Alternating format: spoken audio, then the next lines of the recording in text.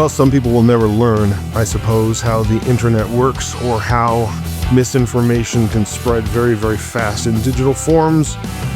And we have the latest in all of that happening late last night. I guess it was late last night. I mean, sometime last night into this morning. Thank you for tuning in to the Bully Pew podcast brought to you by Protestia.com. Find all of your latest in Christian polemics and discernment news. If you value the work that we do, we would humbly ask that you consider signing up as an insider supporter over at patreon.com/Protestia. And you'll get ad-free reading on all websites of the Protestia network. Just recently published, and we'll be promoting it via social media here today at some point. A longer form entry over at reformationjournal.org talking about the heresy of annihilationism in greater polemical and theological detail for those that were running around during this debate and saying, well, you guys just don't understand the arguments. You just don't understand, what the annihilationist arguments are here. You need to understand them first before you can, really push back against this or whether you can say anything. Like, no, we understand the arguments. The arguments have been out there for a while. They've been answered for a while. But for those of you that may not know what those arguments are and are curious and maybe curious about how to respond to somebody that's promoting this false doctrine, we go through it categorically and then also provide some, I guess you'd say they're talking points. I mean, just kind of a summary against the different arguments that are made in favor of annihilationism and why they don't actually stand up to biblical scrutiny. That's over at reformationjournal.org right now for everybody, lovable freeloaders and insider supporters alike.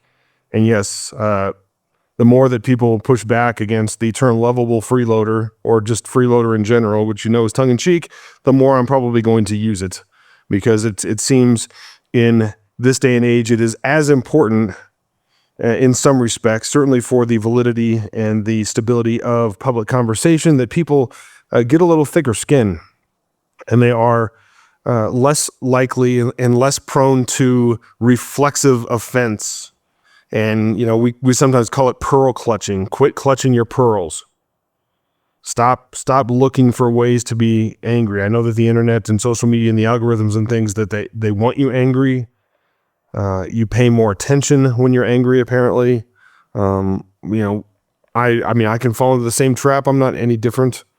But as much as possible, we're going to encourage people to have thick skin when they engage in a public conversation, whether or not they are a known media figure, whether or not they are sort of an independent organization, someone that may have some voice and some influence, but kind of in a different category, or whether they're just folks on social media, talking back and forth. For those of you that are not on social media, God bless you. You are arguably much wiser than the rest of us. But for those of us that are on social media to get news and engage and talk with one another, this is going to become a bigger and bigger issue, I suspect.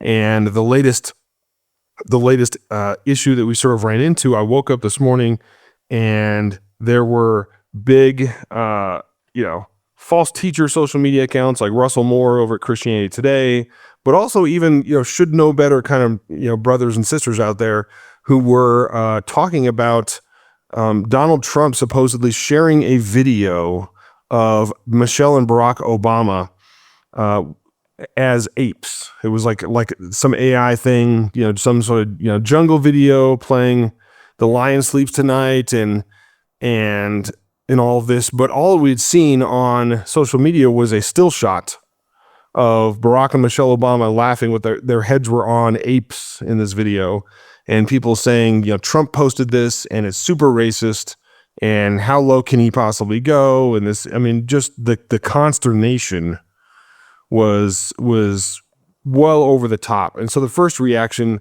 that most people have is, well, there's no way that this many people would be being this vocally upset about this if there wasn't something to it. If this wasn't like a real thing. And yet we not call, especially when you're talking about something that's potentially significantly consequential, heavily political in terms of what it may or may not mean within a political conversation. And obviously people are really over the top emotional about it. I saw a lot of statements online, both from, and again, for those of you that are on social media, this might be news to you, although I suspect for those of you that aren't, but you watch cable news or something, you may have heard of the issue already. You may have even seen takes on the issue. But the first thing that I did, because this is what I think we should do before, not even before wanting to say something about it, because that seems to be everybody's first reaction as well. Well, everybody's got to hear what I say.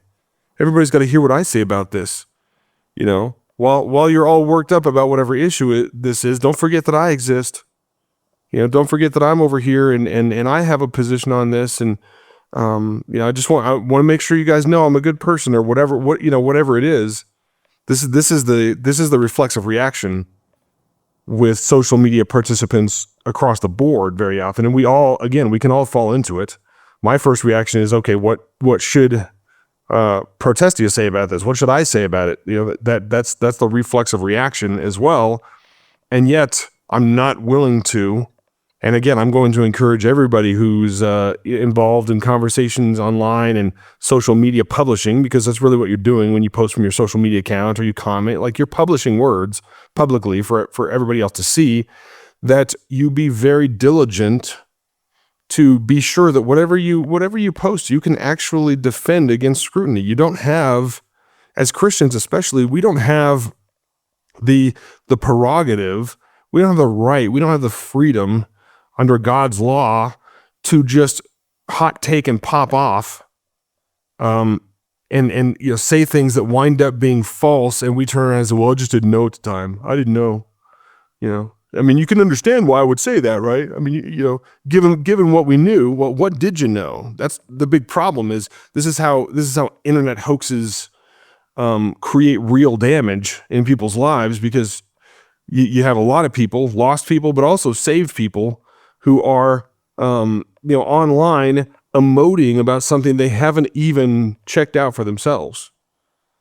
So the first thing that I did was, you know, what we'd seen was some screenshot from a video from Truth Social, from real Donald Trump. That's the president's actual account on Truth Social, and the picture in there was Michelle and Barack Obama with their faces on apes. Okay, so at first glance, this looks concerning.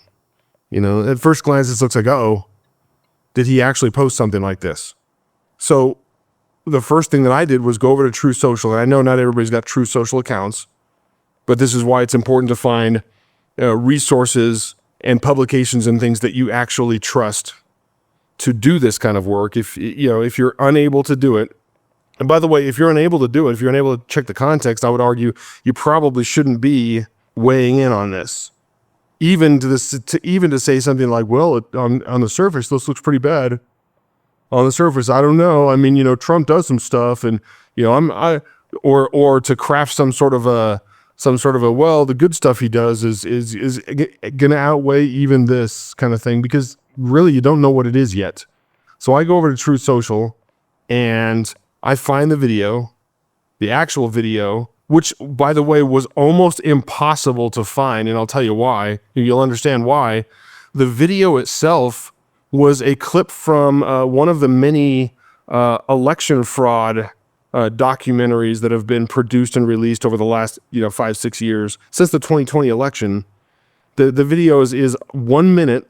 It's about a minute of, and I'm not even sure which group. I think I've seen the video before, but one of the groups investigating Dominion and Smartmatic voting technology, the stopping counting the votes in the middle of the night on the 2020 election, and then all of a sudden when counting resumes, Joe Biden has leaped forward in the count. All of this is documented and true, but this is what there's a minute of a documentary discussing that part of it, that part of it, and then at the end of the video, there's about 2 seconds of he.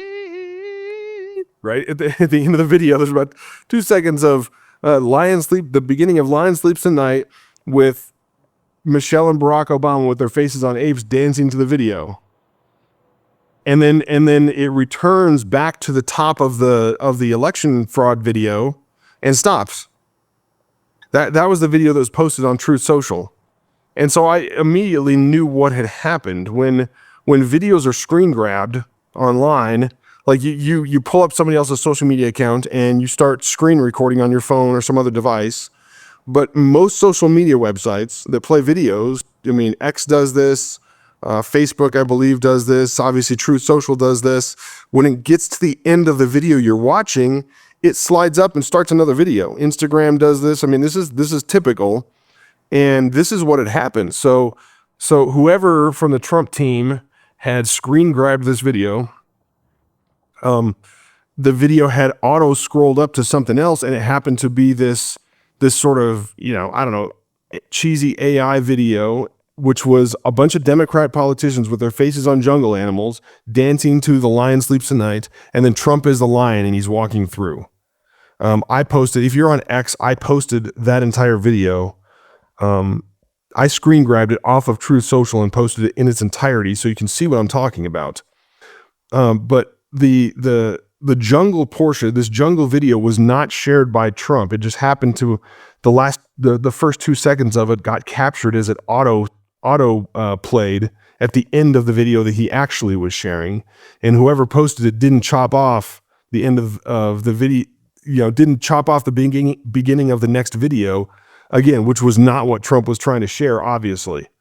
And yet evangelical voices like, and we can say, I mean, you can say if you want to, hey, it was racist somehow for this jungle video to put one black person and one half black person put their faces on apes. Maybe you could say, hey, that's just racist categorically. Okay, fine. I'm not really here for that. That's a longer discussion. Still kind of subjective and whatnot. But let's just say you want to say, hey, the jungle video there it had racist stuff in it. That was racist or shouldn't have been done or whatever. Okay, fine. But Trump didn't share that video, at least not intentionally. I realize some people might say, well, he left it. They left it in there to signal something. This was a dog whistle to his racist supporters. Okay. You can't actually demonstrate that. But what you can demonstrate is that somebody like a Russell Moore taking a screenshot from the accidental autoplay video and posting that as if Donald Trump posted that video, or even worse, even if you take the jungle video in context, Russell Moore decontextualized even the video that he didn't share to make it seem like Donald Trump intentionally posted something that was really focused on Barack and Michelle Obama being apes. Total misrepresentation, total falsehood. And what is kind of disturbing is that there were should know better evangelicals, guys that should be more discerning, should be, they would be on our side of these issues. They know what a snake Russell Moore actually is, kind of like taking this at face value and basically trying to offer responses that were like, yeah, this is inexcusable. We don't need this kind of thing.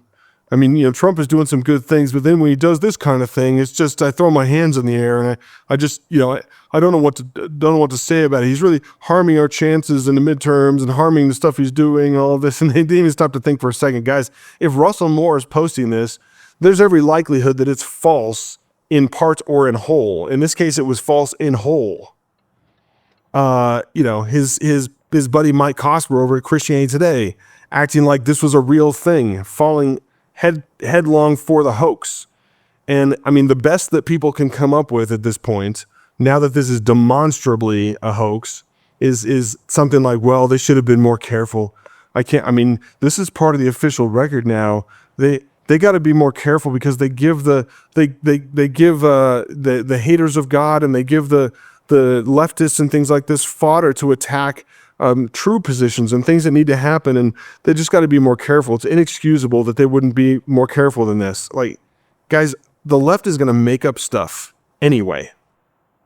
Like, whether you give it to them or not, has the absence of an accidentally underclipped video share, has that been necessary for the left to call Trump a Nazi and a racist and all these other kinds of things? Of course not. You're giving in to their strategy when you acknowledge that somehow that they were right in any way about this. They weren't. It took me about 10 minutes, maybe less, to uncover what had actually happened. And by then, this false narrative was all over the internet. Like conservative websites that are heavily pro-Trump had still fallen for this. Like, we got to be better at being discerning with what we consume online.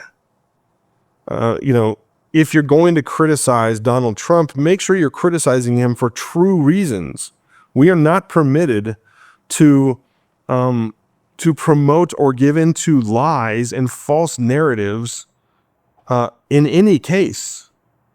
This is a breaking of the 9th commandment to bear false witness. Russell Moore, who I don't believe is a Christian, and again, that doesn't make him not a Christian, but that's my determination to treat him as not only a lost person, but an unrepentant bearer of the name of Christ.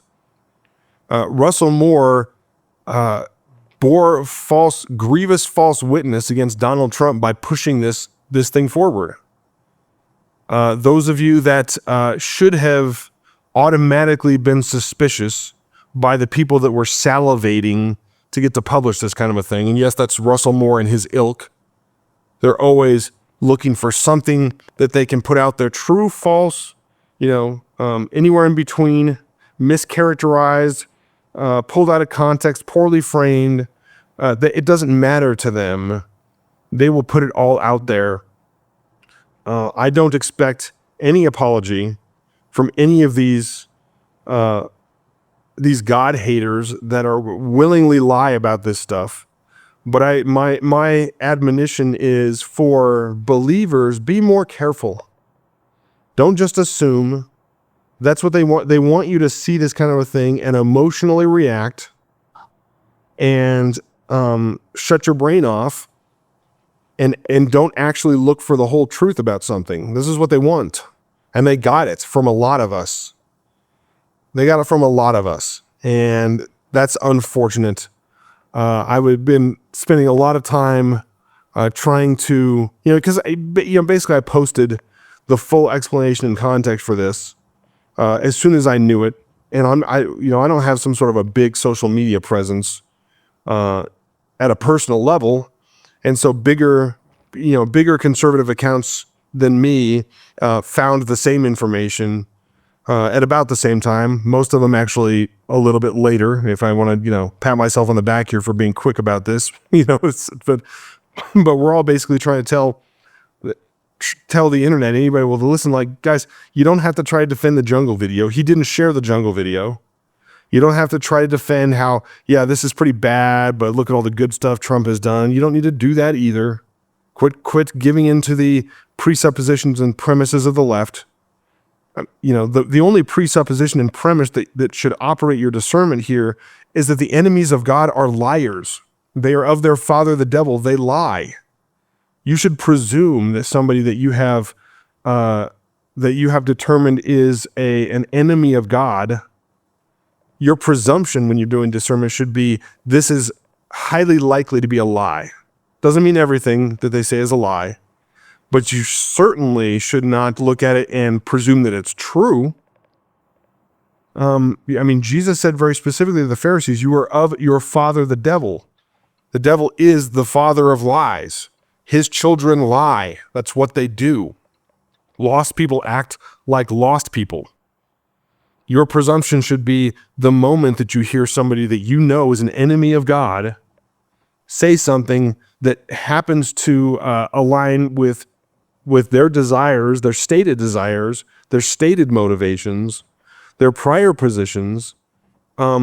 Your assumption should not be that they're telling the truth.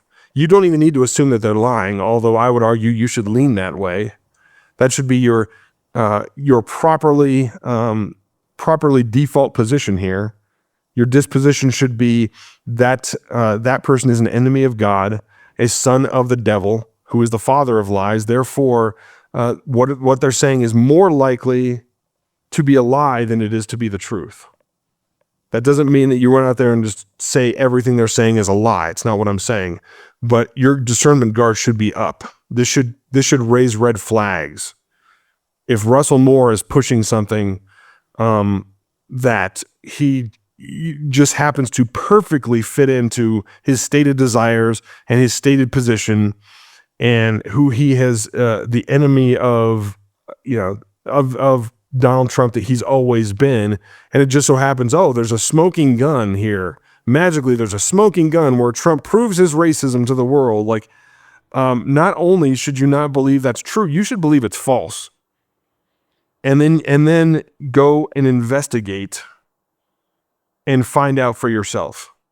Certainly before you say anything. And the other rule about social media engagement that we often forget, especially when we're feeling a certain way about something, when something triggers our emotions, again, because it's designed to, a big rule we forget is you don't have to say anything.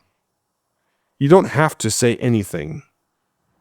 You can wait. You can say nothing. You don't have to weigh in on every little thing that goes on out there. And I'm afraid that because algorithms are as they are, and they reward us psychologically and emotionally for likes and for shares, and that's a validation. It's an algorithmic validation. We too often presume that not saying something will be some sort of a missed opportunity. Now, I'm not talking about, if you are operating or working for an official journalistic outlet and this is your job, or even if it's kind of a part-time job or a labor of love like Protestia is for me, that might be more of a consideration because people look to you as a reliable source for them to figure out what's going on. You kind of have a responsibility in that way, but for like regular social media commenting, you don't have to say anything.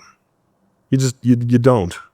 Now, the trick will be when you weigh back in, presuming that you do, you have no less of a responsibility to know that what you're saying is defensible truth. You might have an opinion on something. Obviously, there are things that fall in that category, but you're not permitted as a Christian to base this opinion on misstated facts, claim things that are clearly invalid in order to support your opinion. A lot of people do that. They try to sort of hide behind, hey, this is just my opinion. It's like, yeah, but the fact you stated things as true that are, palpably, objectively not true in support of your opinion. That's never okay. Our opinions as Christians,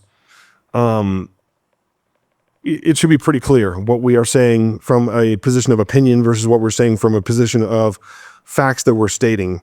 Again, for those of you that didn't see this online, we basically it was a some sort of like Never Trumper, Republicans Against Trump kind of a Facebook group that doesn't seem to have any official connection to anybody.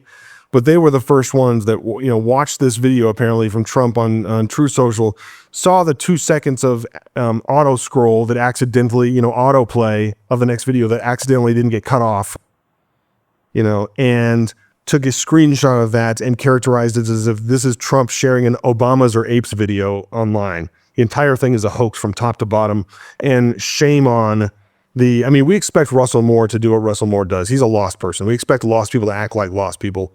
But shame on the brothers and sisters that should have known better, that decided I need to get out there and either dunk on Trump myself or get out there and remind everybody of all the good things he did. Hey, this is pretty bad, but it doesn't outweigh the good things, or some other formulation like that. For shame that you got drawn into what was clearly a hoax. And that you didn't do your research, that you didn't wait to speak about it until you knew what you were talking about. This is a component of biblical discernment when we're engaging in the public square. It's the same process that we would use for anything else, a process of evidence, a process of speaking and expressing yourself only truthfully. And we need to do better.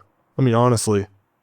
So we're going to hopefully be able to identify, and we're not going to sit there and give you a list of all the Christian brothers who erred on this and found themselves either defending the jungle video that Trump didn't share, or buying full force into the, buying wholesale this idea that Trump was sharing an Obamas or apes meme or something like that. We're not gonna create some long list, but for those who are obstinate and unrepentant, who basically are corrected on this and should realize I overstated, I lie, I forwarded a lie, I'm complicit in promoting and amplifying false witness here. They need to repent. It doesn't need to be some sort of a big mea culpa or something. It just needs to be maybe they repost their prior posts promoting the falsehoods and say, I overstepped. I shouldn't have said anything before I knew. I suspect there won't be too much of that, but for the guys that come out there and do that kind of a thing, I don't think it's overstepping to say those are the people you'll be able to trust. The ones who are willing to see that they erred, that they actually were complicit in sin and repenting of that. For those that act like, or they try to excuse what they said and they say things like, well, it's still pretty bad. It's still pretty bad. Like, that's not what you said. You forwarded the notion that Donald Trump was pushing some sort of the Obamas or apes thing, and that just isn't true. And the evidence was available for you not to fall for that. You don't get hey, Russell Moore said it, so I assumed it was true. Get out of sin-free card. That's not appropriate. When you manifestly state things that are false, like ignorance is not an excuse for false witness. Can we say it that way? Can we say it that simply? Ignorance is not an excuse for bearing false witness. You are responsible for the words coming out of your mouth. You are responsible for what you publish publicly and what you say. And when you err, when you get fooled by something, when the evidence is available to demonstrate that what you're saying is wrong, and you get lazy and you get emotional, you don't get to say, well, it's just, everybody thought this, right? Nope, we didn't. I didn't think it. I went and did the research before I said anything about it, and you should have too. Not doing so and resulting in bearing false witness. I'm not even going to make a claim about your motivation or the state of your heart. I don't know that. God sees the heart. We see the external. We see the deed, and the deed was bearing false witness. So, yeah, we need to do better as a church engaging with one another publicly than for this. Again, no surprise that Russell Moore's and the Mike Cospers of the world and the evangelical left and the progressives fell hook, line, and sinker for this. They're going to keep pushing it like it's somehow true. Like, well, even if he didn't technically share it, we all know he's racist, and this is just further evidence of that. It's just going to pile on anyway. Like, they're going to keep pushing that because they're liars, because they're of their father, the devil. But this is inexcusable from brothers in Christ. So hopefully we see a good amount of repentance on this from those that ran with this before doing the due diligence to make sure that Russell Moore indeed was lying, as if they shouldn't have already assumed that and operated under that as being their default position anytime that man says anything publicly. The default position should be, that's likely a lie, in part or in whole. Anyway, I hope that this Bully Pew podcast has been helpful. Stay tuned to protestia.com for all your latest in Christian polemics and discernment news. I'll talk to you guys again real soon. As always, Semper Reformanda.